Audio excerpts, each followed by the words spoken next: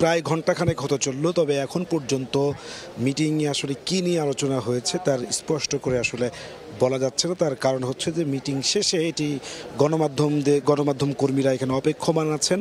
তাদেরকে আনুষ্ঠানিকভাবে সরকারের তরফ থেকে ব্রিফ করে জানানো হবে যে আজকের বৈঠকে আসলে কি কি সিদ্ধান্ত হয়েছে বা কোন কোন বিষয়গুলো নিয়ে আলোচনা হয়েছে। তবে এখন পর্যন্ত যেটি আমরা বুঝতে পারছি বা বিভিন্ন অসমর্থিত বা সমর্থিত সূত্রে আসলে যেগুলো জানতে পারছি সেটি হচ্ছে চলমান যে আন্দোলন, আওয়ামী লীগকে নিষিদ্ধকরণের যে দাবি, সেই আওয়ামী লীগকে নিষিদ্ধ করার ব্যাপারে আসলে সরকারের অবস্থান কি হবে, সরকার কোন প্রক্রিয়ায় যাবে সে বিষয়গুলো নিয়ে আলোচনা হচ্ছে বলে আমরা জানতে পেরেছি। বিশেষ করে আওয়ামী লীগকে নিষিদ্ধ করার যে দাবি, সেটা সরকার সরাসরি নিষিদ্ধে যাবে নাকি যদি সরাসরি নিষিদ্ধে যায় তাহলে সেটা কোন প্রক্রিয়ায় হবে, আওয়ামী লীগকে নিষিদ্ধ করা ছাড়াও আর কিভাবে রাজনৈতিকভাবে মোকাবেলা করা যায়, তার সমস্যা কি হতে পারে বা কোন কোন উপায়ে আসলে মোকাবেলা করা যায়, এ সমস্ত বিষয় আসলে খোলামেলা আলোচনা হচ্ছে সেটা আসলে বলা যায়। তার কারণ হচ্ছে যে এটি আধা ঘন্টার মিটিং ছিল, যে প্রেস উইং থেকে আমাদেরকে যে শিডিউল জানানো হয়েছিল তাতে সেটি হচ্ছে আধা ঘন্টার মিটিং ছিল, তবে সেটি আধা ঘন্টায় নেই, এটি প্রায়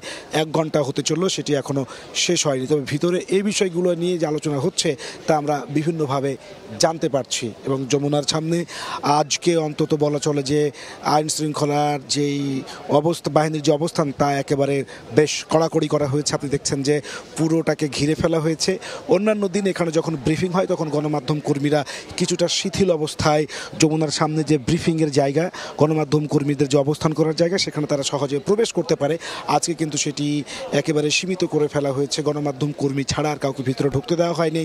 এই যমুনার এই খোলা যে অবস্থা যেখানে আসলে ব্রিফিংটা হবে, সেখানেও কিন্তু গণমাধ্যম কর্মীদেরকে ঢুকতে অন্তত 2বার চেক করে ঢোকানো হয়েছে এবং কে কোন গণমাধ্যম থেকে আসছে তাদের সবার আসলে নাম এন্ট্রি করা হয়েছে এবং মেটাল ডিটেক্টর দিয়ে আসলে চেক করা হচ্ছে। তার মানে যমুনার সামনের অবস্থান সেটা বলা যেতে পারে যে আইন শৃঙ্খলা বাহিনীর শক্ত একটা অবস্থান রয়েছে এবং তারা বাড়তি উপস্থিতি আসলে আমরা পর্যবেক্ষণ করছি বা আমরা আসলে অবলোকন করছি। এটা এই আওয়ামী লীগের বিষয়ে আলোচনা ছাড়াও আরও দুটি বিষয়ে আসলে আজকে আলোচনা হচ্ছে বা হয়েছে বলে আমরা যেটি হচ্ছে জানতে পারছি, সেটা হচ্ছে যে ভারত পাকিস্তান যে উত্তেজনা বা যুদ্ধ চলছে, সেই যুদ্ধ যদি দীর্ঘস্থায়ী হয় তাহলে সেটা বাংলাদেশের উপরে কি ধরনের সাফারার আসতে পারে, অর্থাৎ বাংলাদেশের উপরে কি ধরনের প্রভাব পড়তে পারে, সেগুলো বাংলাদেশ কিভাবে মোকাবেলা করতে পারে এবং কি ধরনের পদক্ষেপ নেওয়া যেতে পারে বাংলাদেশ এই যুদ্ধের যেই প্রভাব তা থেকে মুক্ত থাকার জন্য, সেই বিষয়গুলো নিয়ে আলোচনা হচ্ছে। পাশাপাশি হচ্ছে আপনি জানেন যে সাবেক রাষ্ট্রপতি আব্দুল হামিদ সম্প্রতি বাংলাদেশ ছেড়ে তিনি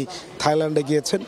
আব্দুল হামিদ কিভাবে আসলে বাংলাদেশ থেকে চলে যেতে পারলেন, ইমিগ্রেশন থেকে শুরু করে আরও যে আনুষ্ঠানিক যে বিষয়গুলো রয়েছে সেগুলো নিয়ে আসলে তার খতিয়ে দেখা হবে এবং আসলে বিভিন্ন বিষয়ে সেখানে আলাপ আলোচনা চলছে বলে আমরা জানতে পারছি। তবে আজকে যে বিষয়টা আমি আসলে বারবার বলতে চাচ্ছি সেটি হচ্ছে যে অন্যান্য দিনের তুলনায় আজকে যমুনার সামনে আইন শৃঙ্খলা বাহিনীর উপস্থিতি অনেক বেশি এবং হচ্ছে যমুনায় আইন শৃঙ্খলা বাহিনী খুব বেশি তৎপর। শুধুমাত্র যমুনার একেবারে সামনের যে ফ্রন্ট সেইটা ছাড়াও আশেপাশেও কিন্তু হচ্ছে যে একই ধরনের উপস্থিতি আমরা দেখতে পাচ্ছি।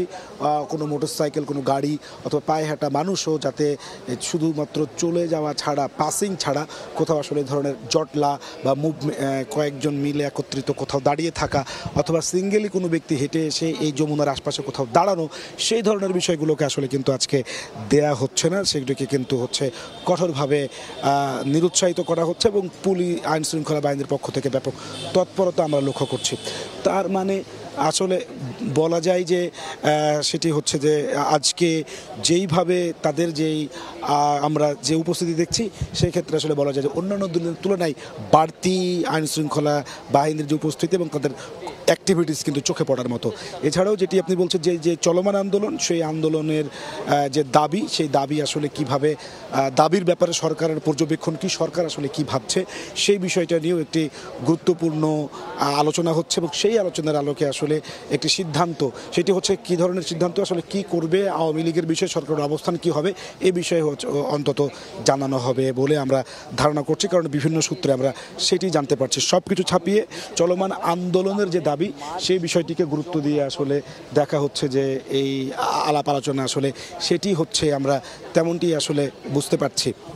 তবে যেটি এখন পর্যন্ত যেই আরও দুটি বিষয়ে আলোচনা হয়েছে, আমি যেটি বলছিলাম যে পাকিস্তান এবং ভারতের যেই চলমান উত্তেজনা বা যুদ্ধ চলছে, সেই যুদ্ধে আসলে কীভাবে বাংলাদেশের উপরে কী ধরনের প্রভাব পড়তে পারে এবং সেগুলো বাংলাদেশ কীভাবে মোকাবেলা করতে পারে তার প্রস্তুতি। পাশাপাশি হচ্ছে যে সাবেক রাষ্ট্রপতি আব্দুল হামিদের বিদেশে চলে যাওয়ার ব্যাপারটিও আসলে কার দুর্বলতা রয়েছে, কিভাবে সেটা হলো, সেটা নিয়েও আজকে কিন্তু এখানে আলোচনা হবে এবং আলোচনা হচ্ছে। আর মূলত সেটি হচ্ছে আন্দোলনের যে দাবি চলছে, যে আন্দোলন তার যে দাবি, সে বিষয়টা সরকার আসলে কীভাবে মোকাবেলা করবে সেটি নিয়ে আলোচনা এখনও চলমান। আধা ঘন্টা বলে আমরা ধারণা করছি, হয়তো আরও খানিকটা সময় লাগবে। সেটা শেষ হলে গণমাধ্যমকে আসলে আনুষ্ঠানিকভাবে জানানো হবে।